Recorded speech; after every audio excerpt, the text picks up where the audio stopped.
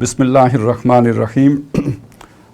تنظیم اسلامی کے حوالے سے آج ہمارے پاس ویسے تو ہم نے جو اپنے معمول کے مطابق کرنا تھا وہ احتساب کا نظام تنظیم کے اندر ہے یا نہیں ہے، اس پر تو ہماری بات ہو چکی تھی، اور اس سے آگے یہ بات بتانی تھی کہ جو تنظیم میں پہلے نظام بیعت تھا وہ کیا تھا، اور اب جو نظام بیعت اختیار کر لیا گیا ہے وہ کیا ہے، اور اس کے کیا پھر عملی نتائج ہیں کہ جو سامنے آتے ہیں، اور اس کے ساتھ پھر جڑی ہوئی جو بھی گمراہیاں کہیے وہ کون سی ہیں، اور وہ ہمارا موضوع پھر اب ہم اسے مؤخر اس لیے کر رہے ہیں کہ بہت سے حضرات کے علم میں ہوگا، اور جن کے علم میں نہیں ہے ان کے علم میں ابھی آ جائے گا کہ اس دوران ایک واقعہ ہوا ہے 28 اگست کے جنگ اخبار میں لاہور ایڈیشن میں تنظیم اسلامی کی طرف سے ایک اعلان جو ہے وہ تنظیم انجمن کی طرف سے کیا گیا ہے، انجمن خدام القرآن لاہور جو مرکزی انجمن کہلاتی ہے، اس کی طرف سے ان کے وکیل جو ہیں انہوں نے ایک اعلان شائع کرایا ہے، اور اس میں یہ کہا گیا ہے کہ جو بھی بیان القرآن ہیں اس کے حقوق انجمن خدام القرآن مرکزی انجمن خدام القرآن لاہور کے حق میں محفوظ ہیں، اور کوئی بھی اسے اگر شائع کرے گا تو پہلے اجازت لے، نہیں تو اس کے خلاف قانونی کارروائی کی جا سکے گی۔ تو اس حوالے سے جو پہلے ڈاکٹر صاحب کا موقف تھا، انجمن کا موقف رہا، تنظیم کا موقف رہا، ڈاکٹر صاحب کے قانونی وارثوں کا موقف رہا، وہ میں چاہتا ہوں کہ پورا ریکارڈ آپ حضرات کے سامنے لے آؤں، اور اس فیصلے کے جو نتائج ہیں اور ان میں جو پوشیدہ مضمرات ہیں وہ بھی آپ کے سامنے رکھوں، اور اب آئندہ اس میں جو ہے وہ کیا بھی نقصان دہ عوامل ہیں جو ہو سکتے ہیں تو وہ بھی ابھی آپ حضرات کے سامنے عرض کر دوں۔ سب سے پہلے تو اس اشتہار کو دیکھ لیجئے جو 28 اگست کو انجمن کی طرف سے شائع کرایا گیا ہے۔ اس اشتہار میں واضح طور پر ایسا انداز اختیار کیا گیا تھا کہ جس سے لگتا تھا کہ جیسے جو بھی کاپی رائٹس ہیں بیان القرآن کے وہ ان کے حق میں محفوظ ہو چکے ہیں، اور بعد میں جب تحقیق کروائی گئی تو معلوم یہ ہوا کہ 25 اگست کو وہ حاصل کر لیے گئے تھے، یعنی کوئی جلدی میں کام ہوا۔ 25 اگست کو بیان القرآن کے کاپی رائٹس جو ہے وہ محفوظ کیے گئے مرکزی انجمن خدام القرآن کے نام، یا یہ کہ اس کے لیے درخواست دی گئی، یہ ابھی کنفرم نہیں ہے، لیکن یہ صورت سامنے آئی اور 28 کو یہ اعلان شائع کر دیا گیا ہے۔ تو بہرحال یہ اعلان جو ہے وہ کم از کم ڈاکٹر صاحب اور ان کی قانونی وارث جو ہیں ان کی سابقہ جو بھی روش رہی ہے یا جو اعلانیہ موقف رہا ہے اس سے سراسر مختلف ہے، اور اس سے 180 درجے متضاد ہے۔ تو سب سے پہلے تو میں چاہوں گا کہ ڈاکٹر صاحب کا ترتیب وار موقف جو مختلف مواقع پہ مختلف جگہوں پہ آیا ہے، میں ساری تو کوٹیشنز دے بھی نہیں سکتا، بہت وقت چاہیے ہوگا، لیکن یہ کہ اتنا تو دے دوں کہ آپ کو اندازہ ہو جائے کہ ڈاکٹر صاحب کا یہ کوئی جذباتی سا موقف نہیں تھا، یا یہ کہ جیسے بعض حضرات کہا کرتے تھے کہ جوش خطابت میں ڈاکٹر صاحب نے یہ بات کہہ دی، تو ایسا موقف نہیں ہے، یہ تحریری بھی ہے، تقریروں میں بھی ہے، اور بہت سوچ سمجھ کے بھی ہے۔ تو سب سے پہلے جو میں آپ کو حوالہ دینا چاہتا ہوں وہ ہے عزم تنظیم، جو کتاب ہے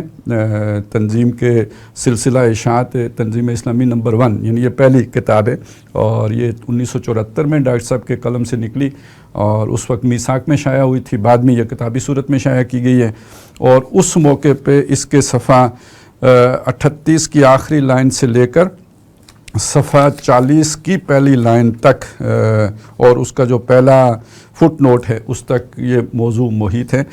تو میں اس کو ذرا پہلا حصہ چھوڑ دیتا ہوں، صفحہ 38 کی پہلی لائن بھی چھوڑ دیتا ہوں، یعنی آخری لائن، اور 39 نمبر صفحے کا نصف اول بھی چھوڑ کر ذرا آگے چلتا ہوں تاکہ متعلقہ حصہ ہی آپ کے سامنے پڑھوں، باقی بھی اس سے متعلق ہیں، آپ چاہیں تو وہاں سے خود بھی پڑھ لیں، لیکن یہ کہ ہم اس کو جب آپ کے سامنے اسکرین پر پورا شیئر کر دیں گے تاکہ جو پورا پڑھنا چاہے وہ بھی پڑھے، اور یہ والا حصہ تو یعنی بولڈ آپ کے سامنے آ جائے گا جو میں ابھی آپ کو پڑھ کر سنا رہا ہوں، اس کا ابتدائی حصہ۔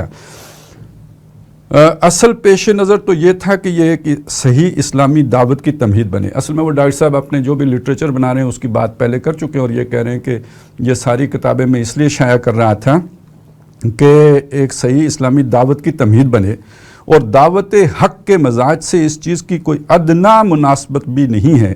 بھی حاصل نہیں کہ داعی اپنی دعوتی تحریروں کی अपनी दावती तहरीरों की रॉयल्टी को अपनी माश का ज़रिया बनाए। दाई इल्लाह का मकाम और मर्तबा तो बहुत ही बुलंद है और इसके लिए तो लाजिम है कि वाज़े तौर पर यह कह सके कि वमा अस्अलुकुम अलैहि मिन अज्र इन अज्रिया इल्ला अला रब्बिल आलमीन, यानी मैं तुमसे कोई उजरत नहीं उस तलब करता, उसका कोई सवाल नहीं करता, मेरी उजरत तो सारे जहानों के रब के ऊपर है, यानी मेरे इस काम की उजरत मुझे उससे लेनी है, तुमसे इसका कोई बदला मैं नहीं चाहता। ये आम तौर पे जो भी नबी रसूल आए हैं उन्होंने अपनी कौमों के सामने ये बात की है।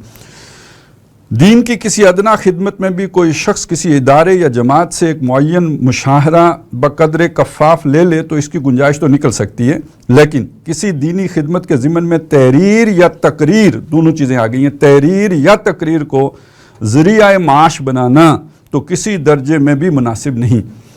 चुनाचे माजी करीब तक हमारे बुज़ुर्गों का दस्तूर ये रहा कि सारी उम्र मुख्तलिफ़ इदारों या दारुल उलूमों में नहायत कलील मगर मुअय्यन मुशाहरों पर गुजारा करते हुए बसर कर दी और इस पूरे अरसे के दौरान में जो कुछ लिखा उसे हवा और पानी की तरह मुबाह कर दिया। यानी ये मुजमा अलैह मौक़िफ़ रहा है। डॉक्टर साहब जो बयान कर रहे हैं कि हमारी बुज़ुर्गों का तो ये एक इजमाई मामला रहा है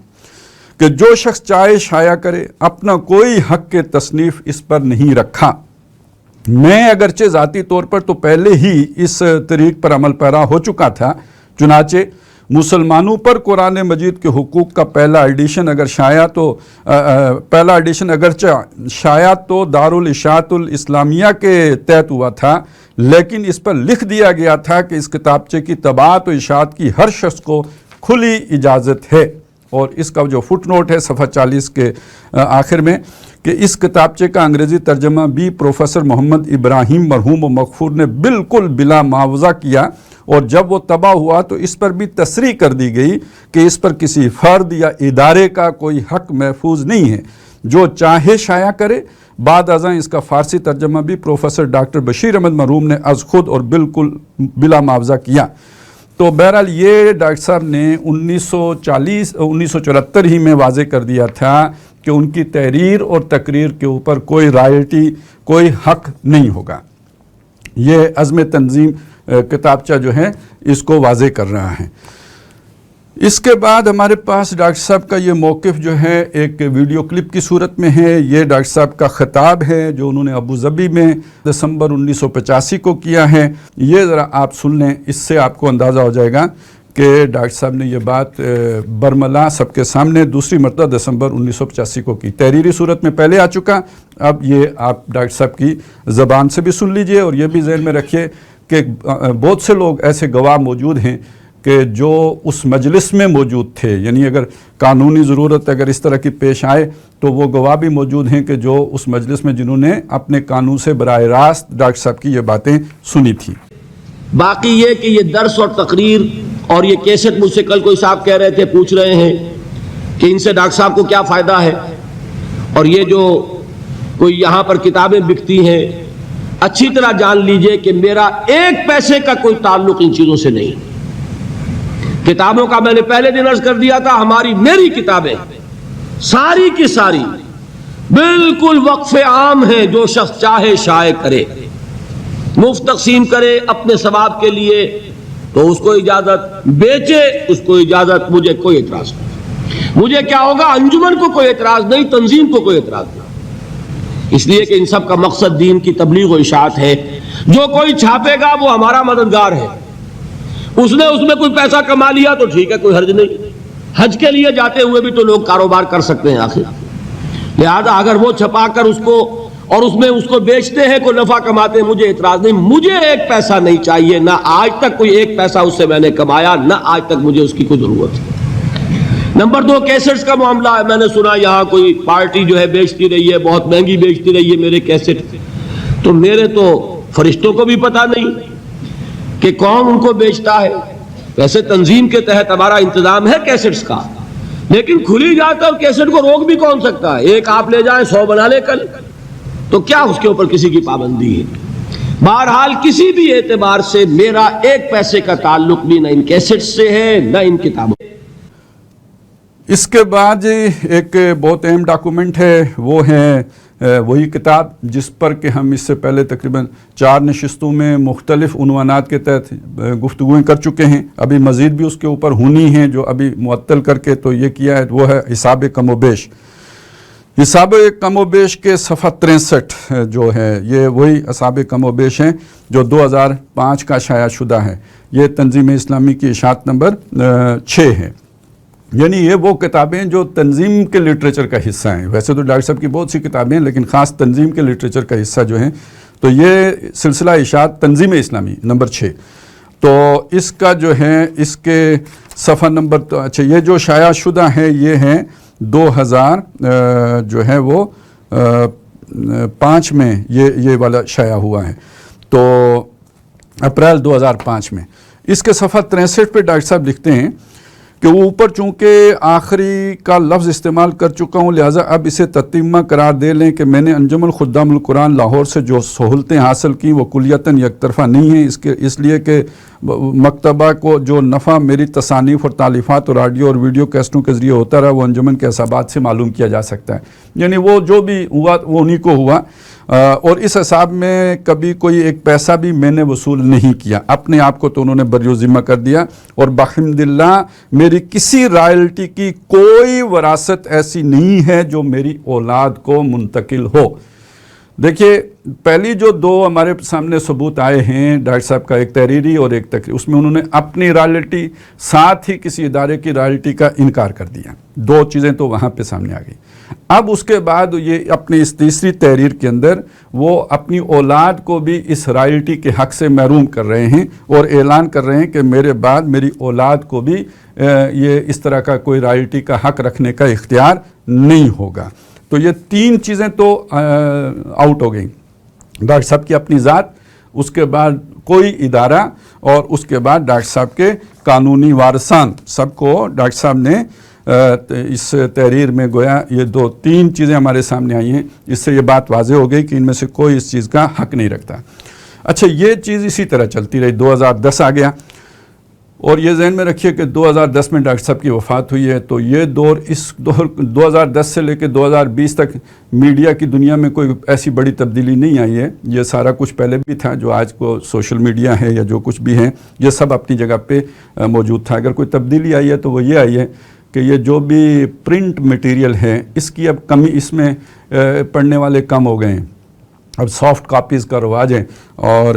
اس طرح کا جو ہارڈ کاپیز ہیں یا جو پرنٹ مٹیریل ہے یہ عام طور پر یعنی اس کی تو پہلے بھی اتنا لوگ پڑھنے والے نہیں تھے اور اب اس طرح کے ادارے نقصان ہی میں چل رہے ہیں. یہ کوئی نفع بخش کاروبار اب نہیں رہا کہ آپ کتابیں بیچ کر چھاپیں. تو گویا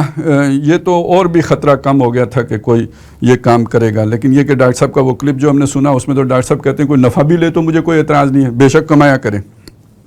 تو بہرحال یہ جو چیز ہے اب ہم دیکھتے ہیں کہ 2010 میں ڈاکٹر صاحب کے انتقال کے بعد شورا کے اجلاس میں ڈاکٹر صاحب کے عزیزوں کی طرف سے, قانونی وارثوں کی طرف سے,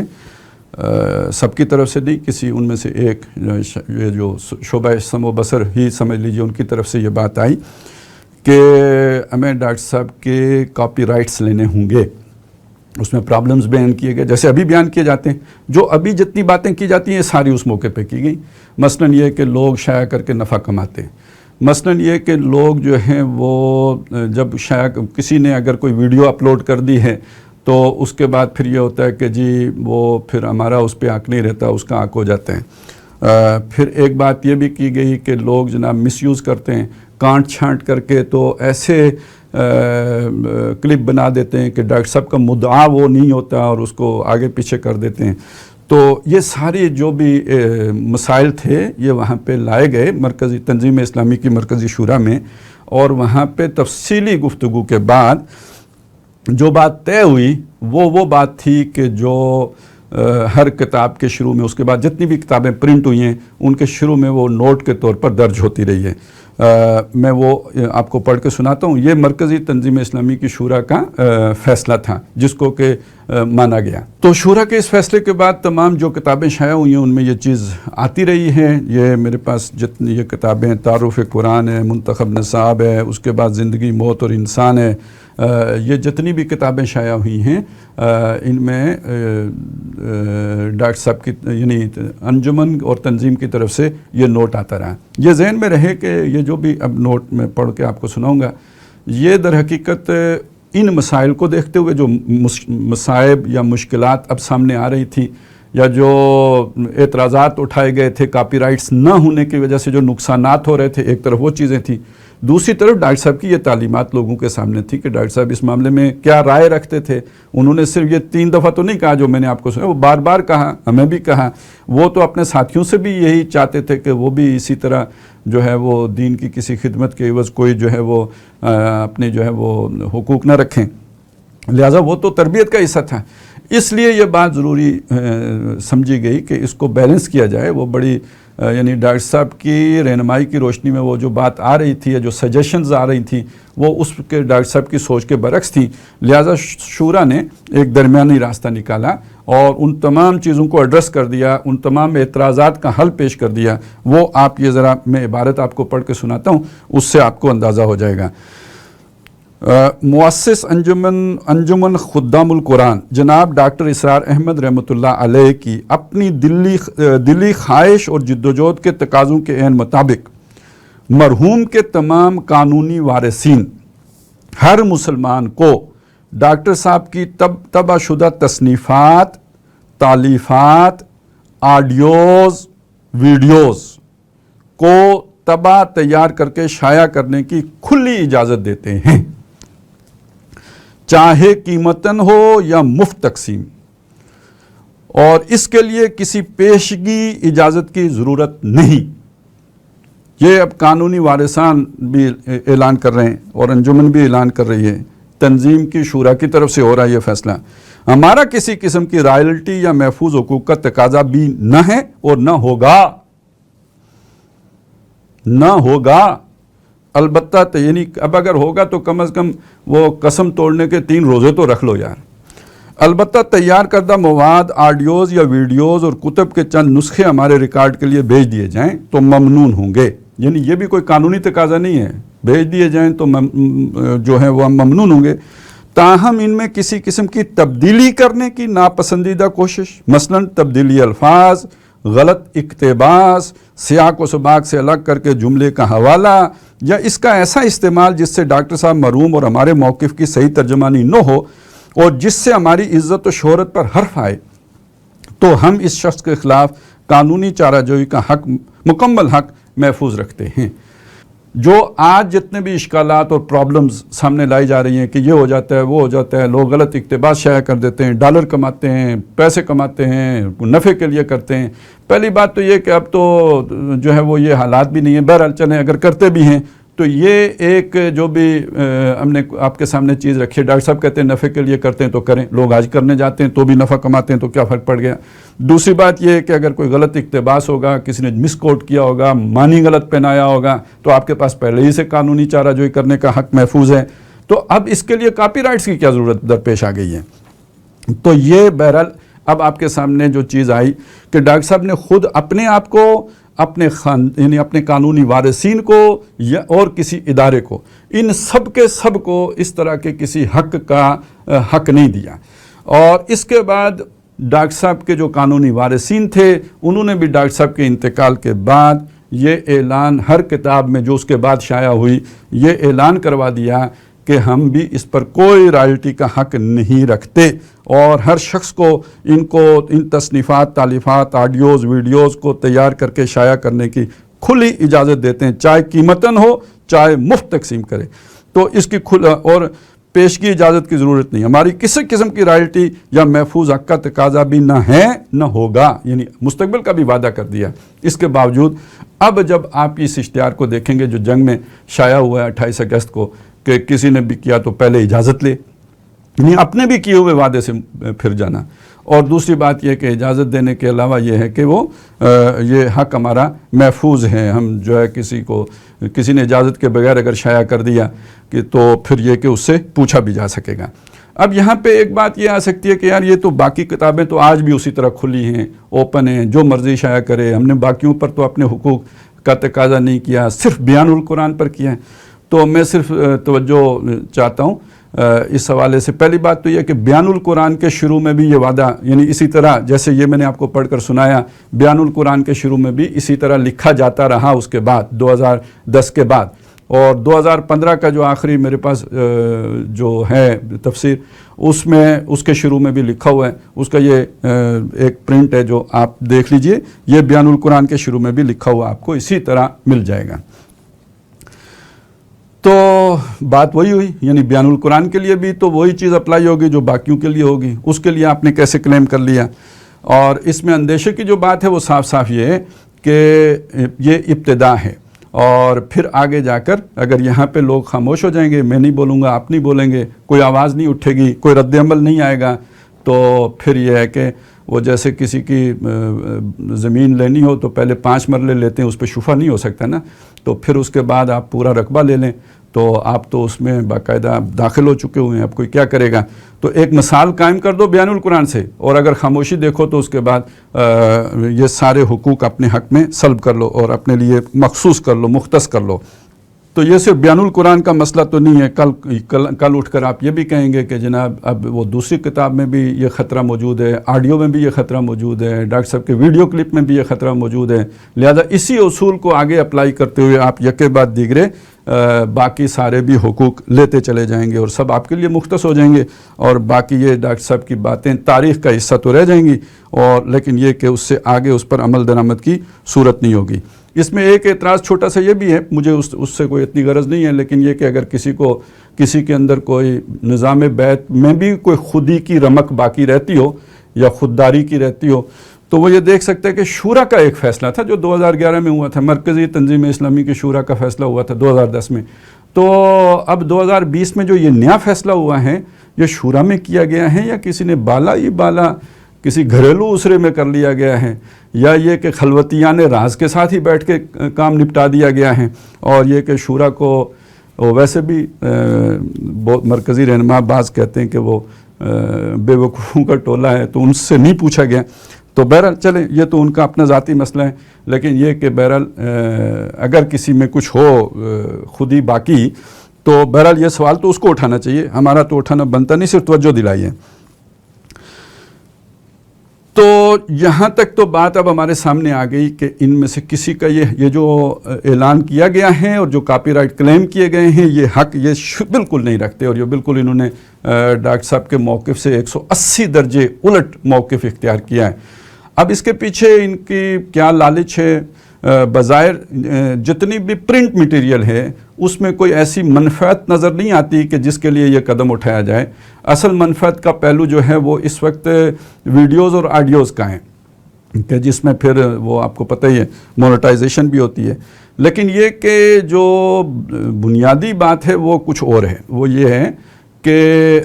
سب کو معلوم ہے، ہم نے اس کے ثبوت پیش کیے ہیں کہ یہ تعریفات کرتے ہیں۔ جب یہ تعریفات کرتے ہیں تو ہم آپ کو پرانی کتاب بھی دکھاتے ہیں، نئی کتاب بھی دکھاتے ہیں۔ جب پرانی بھی اور نئی بھی ہم دکھاتے ہیں تو اگر کاپی رائٹس ان کے حق میں محفوظ ہوں تو یہ دکھانا ہمارا ایک قانونی جرم بن جائے گا، اور ہمیں وہ دکھانے کے لیے آپ سے اجازت لینی پڑے گی، تو یعنی ان سے اجازت لینی پڑے گی، اور یہ باقی ساری دنیا کو اجازت دے سکتے ہیں لیکن ہمیں اجازت نہیں دے سکیں گے۔ دوسری بات یہ بھی ہے کہ ہم نے ڈاکٹر صاحب کے سارے لٹریچر کو آن کیا ہے، اور ہم سمجھتے ہیں کہ اس کو ہم پھیلانے میں اپنا حصہ لیں گے، تو حصہ ڈالیں گے، تو وہ صرف ہمارا راستہ رکتا ہمیں نظر آ رہا ہے۔ بہرحال اس کا نتیجہ کیا ہے؟ نتیجہ یہ ہے کہ ہمیں تو اپنا کیس بڑا مضبوط نظر آتا ہے، اور اب ہمیں مجبور کر دیا گیا ہے کہ ہم قانون سے مدد حاصل کریں، عدالت کا دروازہ کھٹکھٹائیں۔ تو بالکل جیسے آج آپ کے سامنے ہے کہ ہمارے پاس کوئی چارہ اس کے سوا نہیں ہے کہ ہم جو ہے وہ قانون سے مدد حاصل کریں، تو میں لوگوں کو صرف یہ توجہ دلا رہا ہوں کہ ہمیں ایک وقت میں اسی طرح دھکیل دیا گیا تھا کہ ہم اپنی آواز سوشل میڈیا پہ بلند کریں، ہمارے لیے ہر دروازہ بند کر دیا گیا تھا، کوئی چارہ باقی نہیں چھوڑا گیا تھا، اور نہ صرف یہ کیا گیا تھا بلکہ یہ کہ جھوٹا اور غلط بیانی پر مبنی پروپیگنڈا بھی شروع کر دیا گیا تھا۔ تو اب ہمارے پاس کوئی چارہ نہیں تھا سوائے اس کے کہ ہم سوشل میڈیا پر جائیں، جیسے اب ہمارے پاس کوئی چارہ نہیں ہے کہ ہم قانون کا اور عدالت کا دروازہ کھٹکھٹائیں۔ اور جب ایسا ہوگا تو پہلے بھی سمجھا یہ گیا تھا کہ جی 1 مہینے تک بہت ہوگا تو دھول چھٹ جائے گی، تو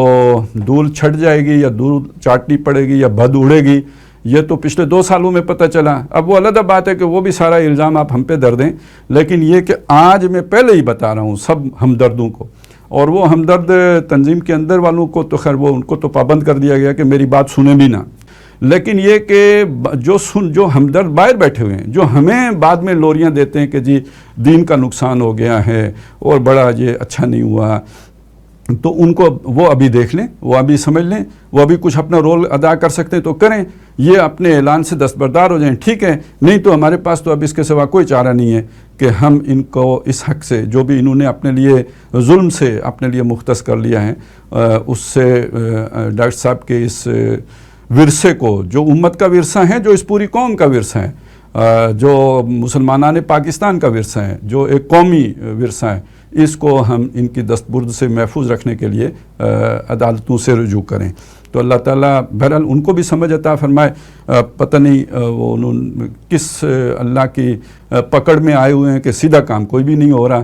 تو اس مشکل سے وہ بھی نکلیں اور ہمیں بھی نکالیں، نہ وہ عدالتوں کے پھیروں میں پڑیں، نہ ہمیں چکروں میں ڈالیں، اور یہ جس طرح پہلے چیزیں چل رہی تھی اسی طرح چلنے دیں۔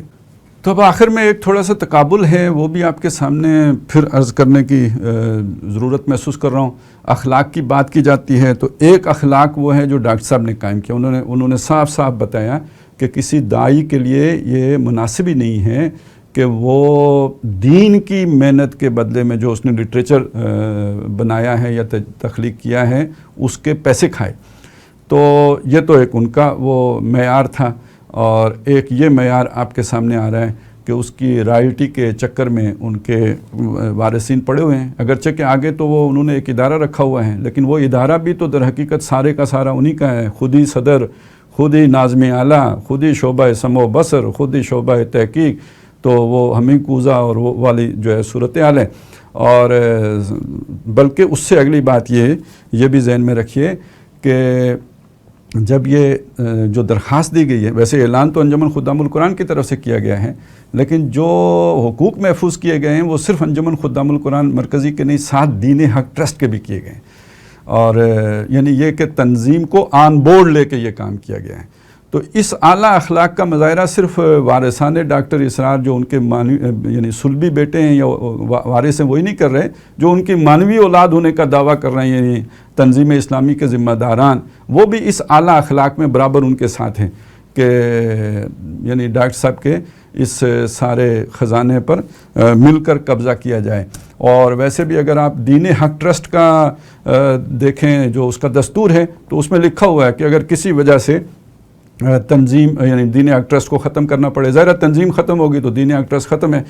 یعنی جو اصل میں تنظیم کے عہدیدار ہوتے ہیں وہی دین حق ٹرسٹ کے عہدیدار ہوتے ہیں، پہلے تو یہی تھا۔ اب یہ بھی تو پتہ کرنے کی بات ہے کہ امیر تو تبدیل ہو گئے ہیں، صدر دین حق ٹرسٹ بھی تبدیل ہوئے ہیں یا نہیں ہوئے، لیکن بہرحال اگر بالفرض کبھی کسی وجہ سے تنظیم اسلامی یا دین حق ٹرسٹ ختم ہوتا ہے تو اس کے سارے ایسٹس، وہ باولپور کی زمین ہو یا کہیں اور جو بھی ہو، وہ سارے ایسٹس جو ہیں وہ مرکزی انجمن خدام القرآن کو منتقل ہو جائیں گے۔ تو یہ سارے ایسٹس جو ہیں یہ مرکزی انجمن خدام القرآن ہی کے پاس چلے جائیں گے، اور جب اس کے پاس چلے جائیں گے تو وہ جو قانونی وارثان ہیں وہ وایا بٹنڈا اس پر قبضہ کر لیں گے۔ وہ جو ایک اب تو آپ کو پتہ ہے نا پاناما کے ذریعے سے بھی ہوتا ہے اور آف شور بھی ہوتی ہیں، تو یہ تو سارے حربے ہیں، طریقے ہیں، وہ جو ہم نے شروع میں بات کی بہت لوگوں کو بری لگی کہ جناب ایک سرمایہ داروں کا ٹولہ ہے جو اس سب پہ قبضہ کرنا چاہتا ہے، تو اب تو یار کچھ آنکھیں کھول لینے میں کیا حرج ہے، چیزیں بالکل سامنے آ رہی ہیں۔ تو یہ اس یعنی اخلاق صرف یہی نہیں ہوتے کہ آپ تنقید نہ کریں تو بڑے اعلیٰ اخلاق ہیں آپ کے، یہ بیویوں کے اخلاق ہوں تو پھر تو بہت اچھے ہیں، لیکن مردوں کے لیے اخلاق جو ہیں وہ حق گوئی و بے باکی بھی ان اخلاق کے اندر شامل ہیں، تو اس پہ تو بڑے اعتراض ہوتے ہیں اور حسن زن کی لوریاں دی جاتی ہیں لوگوں کو، لیکن یہ کہ اپنے ان اخلاق کا کیا، آپ نے ایک وعدہ کیا، برسر عام کیا، اعلانیہ کیا، تحریری کیا، سب لوگوں کو بتایا، اور آج اس سے منحرف ہو گئے اور بغیر جو ہے وہ پچھلی کوئی اس کی وضاحت پیش کیے، بغیر کوئی عذر سامنے لائے اور نہ معلوم کہ اس کو شورا میں بھی لایا ہے کہ نہیں لایا ہے. تو بہرحال ان اخلاق پر بھی توجہ دینے کی ضرورت ہے. بہرحال آخر میں آپ جو بھی سننے والے ہیں ان سے گزارش یہ کہ ہمیں مجبور کر دیا گیا ہے یہ قانونی جنگ لڑنے پر، اور آپ ہمیں اخلاقی مدد ضرور پہنچائیے. اس کے لیے دعا گو رہیے، اور جو بھی آپ کم از کم لسان سے ہمیں مدد پہنچا سکتے ہیں اس معاملے میں، وہ اس میں اپنا حصہ ڈالیے. یہ میں پھر عرض کر رہا ہوں، یہ تمام دینی تحریکوں کے کارکنوں کا ورثہ ہے، یہ اس قوم کا ورثہ ہے، یہ امت اور ملت کا ورثہ ہے. اس پر چند لوگوں کی اجارہ داری ہمیں گوارا نہیں ہونی چاہیے.